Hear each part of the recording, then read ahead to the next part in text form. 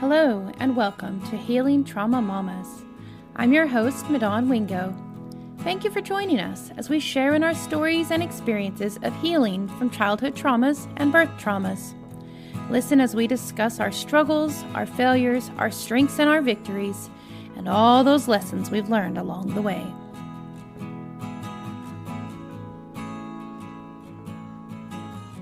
Hello, Healing Trauma Mamas listeners. Well, I get the joy of getting to have Alyssa on the podcast again today, talking with you on the podcast last time, Milo's birth, and how redeeming that was. In fact, the title of that podcast episode was Alyssa's Redeeming Birth, because it was just so amazing of what you have overcame and the struggles that you had starting up when you were young. And just learning to stand up as a adult woman and a married woman, and how to kind of move past all the trauma and the things that were thrust upon you when you were young, and how that's kind of changed your life. So what have you been learning since we talked to you last? Oh, I feel like I've learned a lot. I've learned I'm still learning how to advocate for myself. That yeah, that's a big one. Still learning to advocate for myself, and just that life is definitely a roller coaster. I could throw in all the metaphors.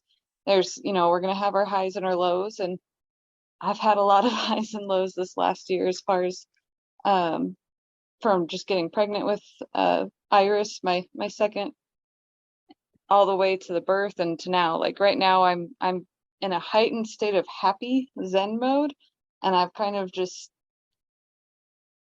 I haven't really sat down to process all of the before. There's a lot. There's a lot. So with getting pregnant with Miss Iris, what was some of the issues along with that? Some of the issues there were I had been seeing a counselor and decided to stop seeing her because I didn't feel like we had a good connection. Um, uh, I I don't think my husband was totally ready to have another baby. He actually did say that, and I was ready, and I kind of pushed it, and that's one of the things I know I need to work on is just, I don't know, the teamwork side of things. And if one person says no, then I should agree with that. The no should always win. I'm happy that my daughter is here. He loves her. I love her. But we were not on the same page with getting pregnant again. And I think that kind of put a lot of strain on our marriage because I was still dealing with a lot. I stopped taking antidepressants the second that I got pregnant with her. And I had just been kind of coming out of the dark there with having cut off so much family. So it was a lot of stress and pressure to put on us at so soon. Yeah, that can be really difficult. And it's difficult, especially in a marriage, when one person feels passionate about something and the other person is not, and trying to come to a compromise for sure. And I think it's also something that as you grow in your relationship, that you really just learn how to compromise with each other, or how to, like, this is a big one for them, so I'm going to give on that one. And then this other one, this one's a big one for me, and so they're going to give on that one. And there's definitely this give and take back and forth, but it's a process. I think that you learn as you grow and your relationship deepens, and you are still getting to know each other too. And I'll say, as a woman who's been married for 19 years, I'm still getting to know my husband. There are things that we still do that surprise each other, and we're like, whoa, really? Okay. And so we're constantly learning, and of course our lives are constantly changing, so then there are new issues that come up that we have to deal with and discuss. And I'm sure you found that in your marriage already too, that new things come up and you're both learning and growing all the time. Yeah, absolutely. Yeah. I'm thankful it's a process that we get to do together with our spouses. One person hasn't arrived while the other one is way behind. It's a process Right. together. It sure is.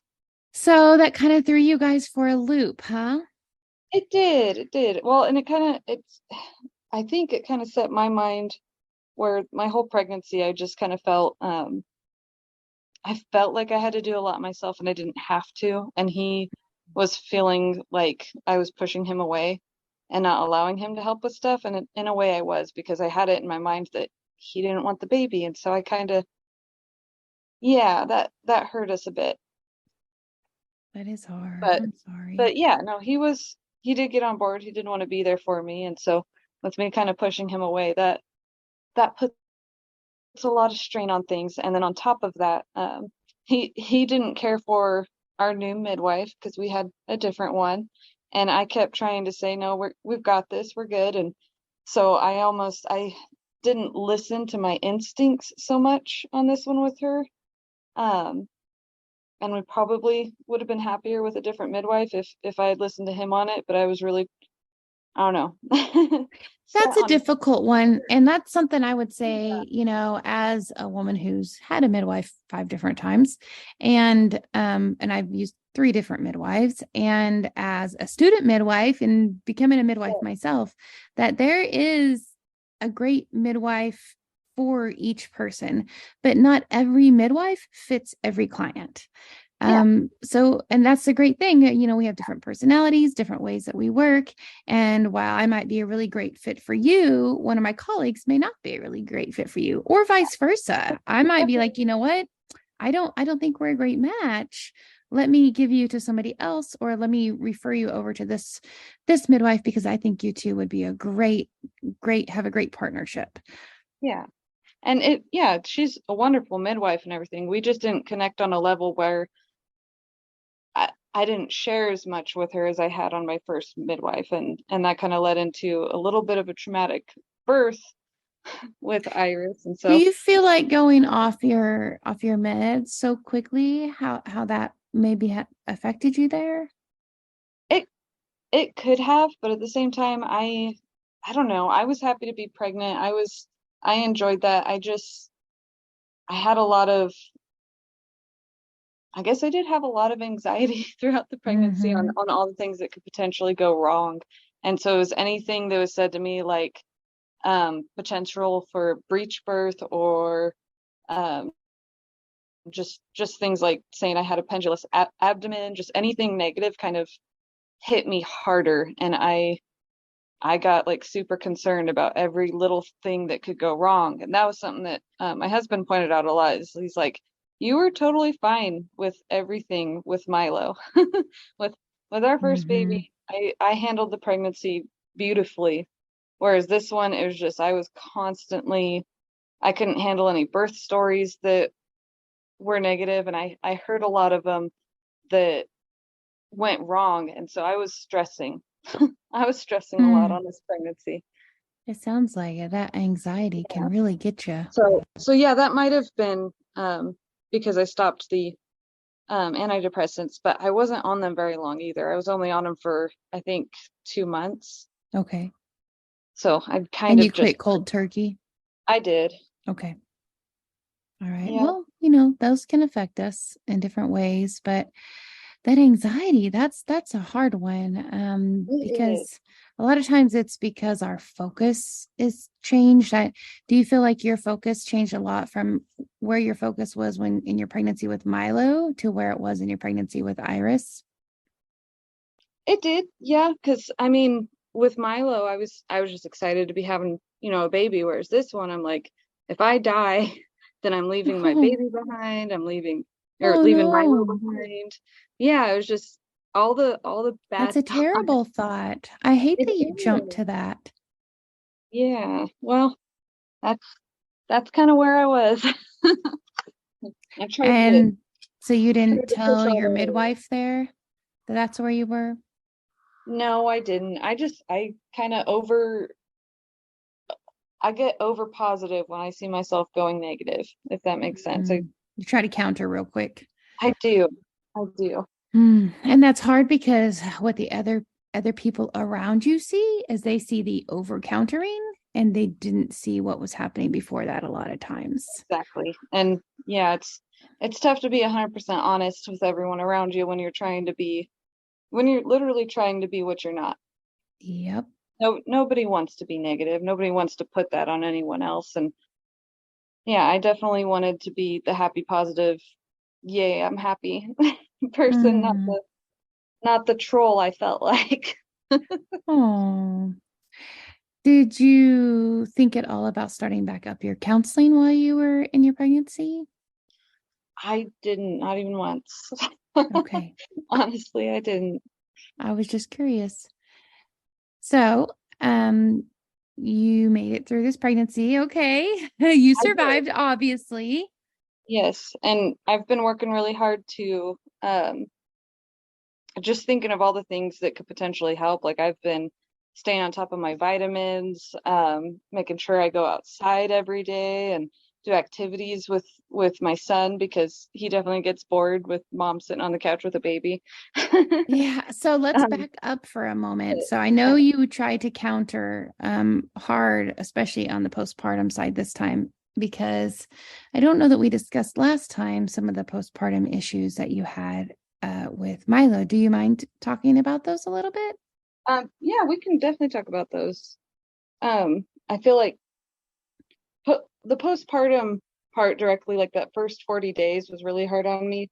Um, I hurt like I had been hit by a train. Like his labor was long. It was 26 hours and I felt like I'd run 20 marathons or something. So my body took a really long time to heal. Like I remember even just trying to run like several weeks later and realizing my hips were not aligned or something and I Mm-hmm. couldn't even run. I'm like, oh, that didn't feel great. So there was that. There was the constipation, the hemorrhoids, the dirty house drove me nuts. Like I could not keep up on anything. I couldn't do anything. And it was like once my family had left town, I felt very alone. And the postpartum depression hit pretty hard come January. So when like Mm-hmm. nobody was there, holidays were over. Um, I couldn't leave the house because we lived in a neighborhood that made me want to stay indoors. Mm-hmm. So yeah, I had a really hard time with that. And I didn't try counseling or anything until after we had moved from there. And that's when things kind of started getting better too. It's just moving out of that neighborhood. But Mm-hmm. that's around the time too that I'd cut off my family. So that that factored in quite a bit as well with the postpartum depression, I think, just feeling so isolated. Yeah, I bet.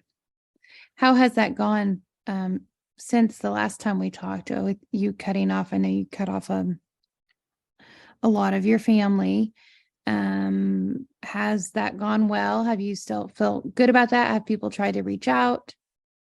I There was one kind of attempt to reach out. We were sent some books for Milo this Easter, which we returned, and that's been the only sort of thing. There hasn't been a letter or anything else. So I think that's actually helped a lot that Good. nobody's tried to reach out really because then I haven't had to deal with any of that. Well, that's good that they're respecting your wishes Yeah, on that, obviously. it is good.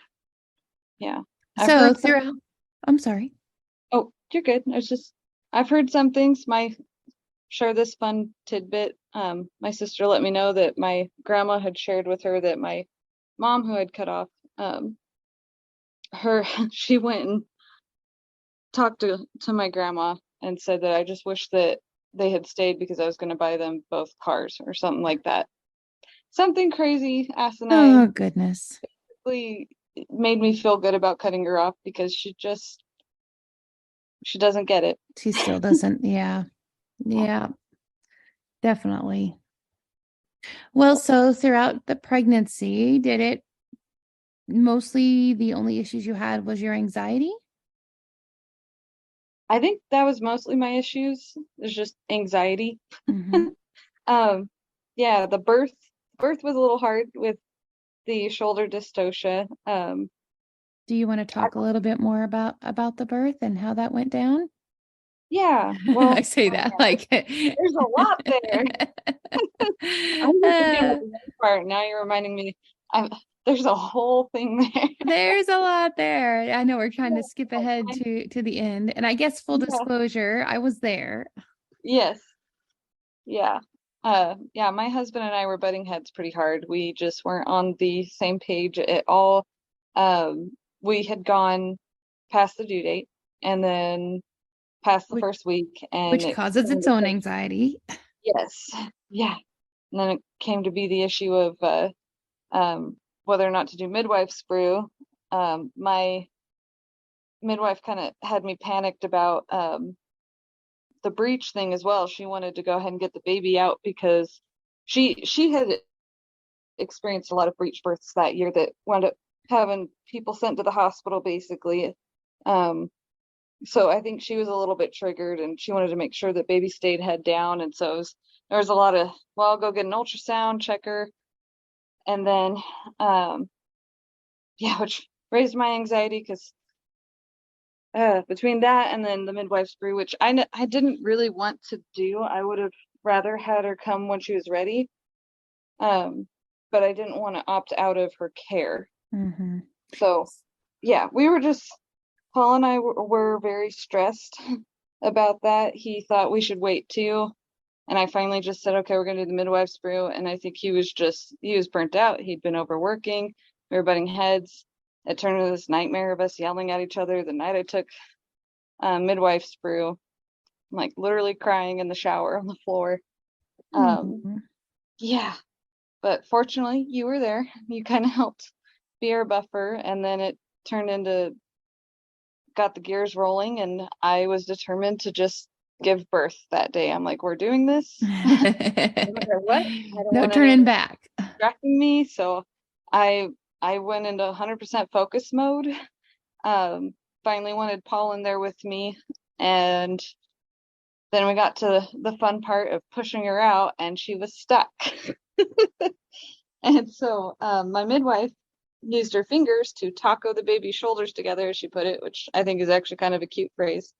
But like I said in my previous podcast, I do not like being touched. I prefer a no hands experience with birth, and her putting her fingers inside of me, I was shouting at her to get out. I felt really bad after because I'm like, that was probably kind of traumatizing for the midwife as well.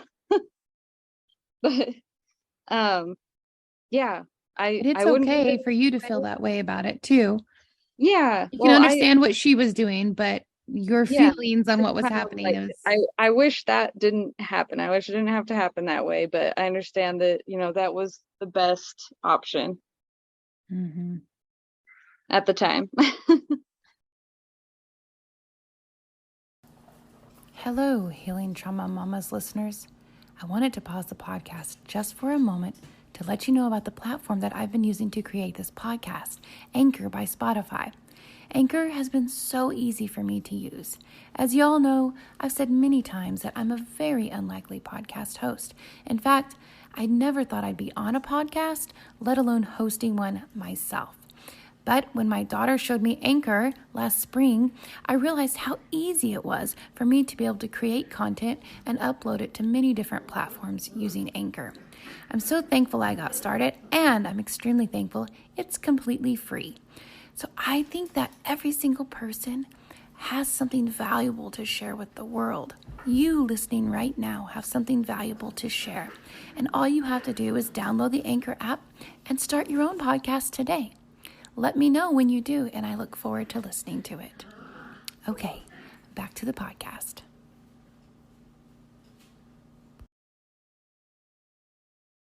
Yeah. So yeah, that was a bit much for me. I would not like to relive that situation, and it Milo's birth was a dream birth. Yeah, it was long, but everything went beautifully. My midwife trusted that I could do it myself 100%, and really worked hard to not have to do any extraordinary measures. Um, Whereas this time around, it put a little dent of fear in me that it's like that that first one was so good. I feel like from here on, the rest just, they're not going to compare. There's going to be something that's going to put me in a situation where I feel uh more vulnerable, I suppose would be the word. So Mm. it's like there's just been a lot of feelings of not wanting to have any more kids just because I don't want to experience anything more traumatic. I want to be done with Mm. anything that, yeah, anything that feels harmful, you know? But at the Well, that same time, brings it's up like I don't want to something. be, yeah, I don't want to be scared to have more kids either. Well, and in life in general, we can't Yeah, control what's going to come in front of us. exactly. And Um, so it's, we hope tomorrow will be a really great day, but we don't know what tomorrow will bring. yeah, exactly.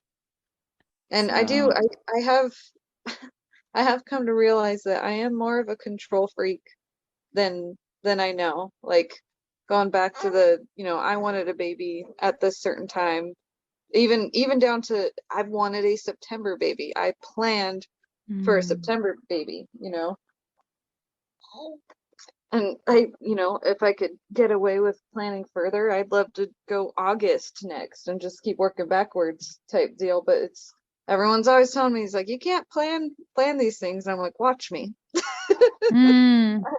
I'm a bit of a control freak in certain aspects, and Well, that's I don't know if that's interesting. just yeah, I don't know if that's part of my Trauma, yes. or what, and I probably is. It is. Well, at least from my viewpoint, I should say. I've seen a lot of women who have past trauma who are definitely have issues with control and trying to control everything that they possibly can. And that's because that gives you a sense of security, right? That It does. you can control this and you can control that. And because there were so many things out of your control, when those traumas happened, that you feel like if you have the control, then you can regulate what's happening to you exactly and decrease any type of trauma that might happen. Yeah. But as you know, that's It not you actually how don't. things go No, as no, and much as we would like it them always to. it almost makes me feel like, when things do go my way, I'm like, that probably wasn't good for me because Mm, now I think that I can just continue controlling things, and no, it almost feels like it does me more harm than good when I well, get my there is way. Well, If that definitely a makes sense. balance, like we talked about, already, just being able to balance and to, try your best to control the things you can control, but the things that you can't, to recognize that that's okay Yeah, and that you will be okay through that. And who knows, it might even go better than what you had planned. yeah, absolutely. Think of how many times that's happened to us throughout our lives, where we had something planned one way and it went a completely different way and ended up being way better than we could have ever thought. So true. Yes, but that is hard when we want to be able to keep the control, at our fingertips to make sure that we feel like we're in a safe space the whole time and that we know what's coming next. And that's honestly, that actually can cause you even more anxiety. Yeah, Because if things don't go the way you want them to or the way you have planned out, then you get worked up. yeah, And yeah. And I think that is definitely where I've been in my head here lately, is it's just, yeah, I wish the birth, wish the pregnancy could have gone better, and it does, it puts a dent in things. It makes me ah I not love hearing Miss not want to Iris. do it again. Oh yeah, she's Oh, I she's hate that it intelligent. makes you feel that way, but Yeah. But yeah, you have Paul and I time. talked it over, and yeah, we're like, we'll readdress feelings and whatnot like a year from now, because both of us were kind of, we had to talk about whether or not we should have any more kids. I It's gonna definitely be would give too some much, but time. yeah, Give yourself time to really heal and be able to work through this birth, because sometimes it can take us years to work through births. yeah, Especially when they didn't quite go the way we had anticipated they were going to go. yeah. Yeah. I can But imagine. everything's a learning process for us. For sure. I'm sure there's things that, at least personally, I know when I experience something like that, that I look at, what areas could I have done something differently? This is what we should always work through things, when things happen, especially things that are either traumatic or that whereas maybe a type of event. What did we do right? What did we do wrong? Right. And look at, so what can we learn from this to do better in the future? That's something we're taught, as a student midwife a lot, that when after a birth, we look at what are the things we did well, what are the things we didn't do well, and so what can we do better in the future? That's something I've been trying to practice just as a person, as a whole, every all of us have different events that happen to us and that we're a part of throughout the week, throughout the month. There's always different things happening, and to be able to take each of those events and to stop and think, okay, what did I do well, and what am I still struggling with, or maybe what did I really fall flat on my face. Right? At least I do. I know. And be like, okay, so what can I do better for next time this type of a thing happens? And instead of kicking yourself the whole time, you've addressed the issue, you've recognized the problem, and then you're going to work to grow and change and do better in the future. And that's really all we would expect from anyone else. So that's really all we should expect from ourselves. Yeah, that makes sense to me. It can Oh, be hard to get into that mindset sometimes, though. yeah, it can be. Once you're there though, things tend to look up. Yeah. Oh, and So right now you're feeling really good. You're elated with Miss Iris. I am. I'm elated with her. Holidays are coming up, which I don't know, they always raise my spirits because that's when crafty season really kicks in for me, and I love crafting. You are a So crafter. You're great yeah, at it too. thank you. Yeah, homemade Halloween costumes, and gonna be doing like a homemade Christmas this year as much as we can. Like I'm making a lot. So, I have a question then for you. Do you Yes. have preparation in your mind, or have you thought about this for preparing when the holidays are over this time? I haven't thought that far necessarily, but I have talked to my husband quite a bit about things we need to do just as a family to feel make me feel less lonely. Talk to my husband about we need to get out every weekend. I don't care if the house is a mess or whatever. I don't care if we only go out for 2 hours. We got to go out as a family and do something, whether it's a walk or a little road trip, but I can't just be in the house Well, that's or great that you're making a plan, just like because yeah, you know what went wrong last time and how yes. that road kind of went. So now this time you have an opportunity to do it differently. Yeah, absolutely. And I haven't made any close friends here, but other than you, but you're like 2 hours away. Yeah, I know. Um, yeah. So my goal is hopefully with me getting out more often, taking my kids to the library and whatnot. Hmm. Hopefully I'll meet some mom friends and um that'll be a good pick me up because I have learned that I am more of a social person than I knew. I Mm. need a friend. I need the extra buddy system to enjoy It life a helps. little bit more. Well, we know this, and let's just think about the Healing Trauma Mamas group that we started together. I mean, so Yeah, much has come out of being able to talk to other women about, absolutely. the things that we've experienced and where we are currently.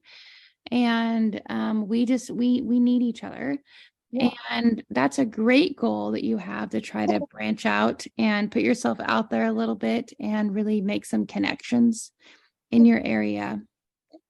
Yeah, definitely hoping to. If there happens to be any mamas in the Midland or Odessa area that wants to connect, just let me know and I'll talk with you. Yeah. I'll get you Here, guys hooked up. for a friend. Mm-hmm. So one of the things that we've been trying to really focus on with Healing Trauma Mamas lately is the healing part and not the trauma, and how we go forward and how we actually become the people that we were created to be, the women that we were destined to be, without those traumas holding us down or holding us back and letting them go. So I was wondering, Alyssa, like, what steps have you taken, or do you feel like is your next step to really just letting go of things and just still working towards that healing process? Well, I think one of the biggest things this year that has really helped me and I've kind of thrown myself into is reconnecting with my artwork and crafting, just painting, making stuff. There's something about doing something with your hands, and I don't know, it just kind of, it grows. Mm. You do it once and then you need to do it like 10 more times, and you need to do it 20 times. And I guess just throwing myself into things that I enjoy has helped me tremendously.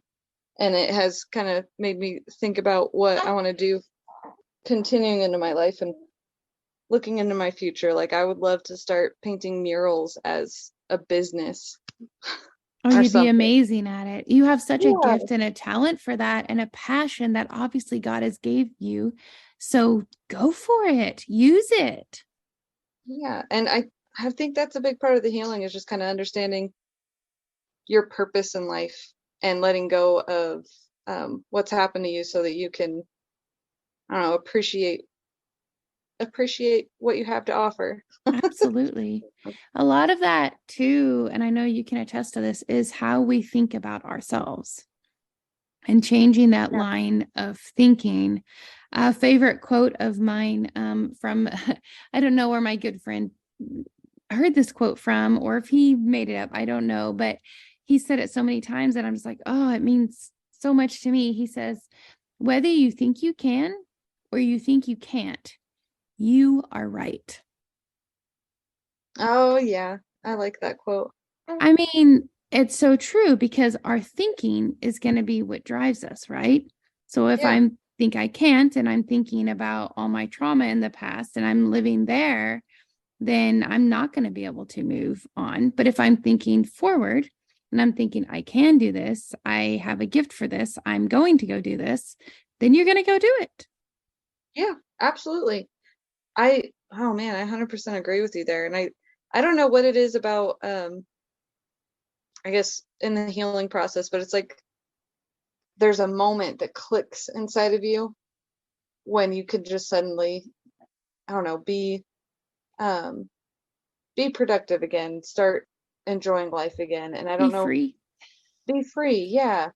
And I do feel like there was a long point in there where I was constantly that I can't get off the couch to go clean. I can't keep up with anything. I can't go outside or go do this, or I just can't. And then all of a sudden there's one day and it clicks and I'm like, I'm gonna do things. And then it follows into the next day, and all of a sudden months go by and I'm actually living better. I I love it. I wish, yeah, I'm like, I wish we could understand where it is or how it is that we just click into place. That would make things so much easier. Well, But the journey, how we get there, is important. yeah, It's yeah, I I know exactly what you're talking about, and that it clicking for you and you realizing, oh, I can move, forward from here.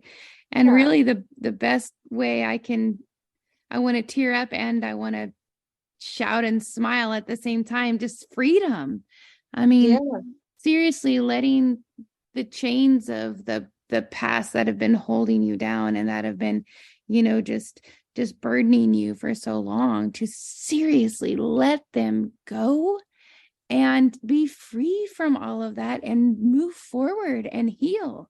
And it's it's amazing. it is. It's the best feeling in the world to just kind of wake up one day and realize Yes.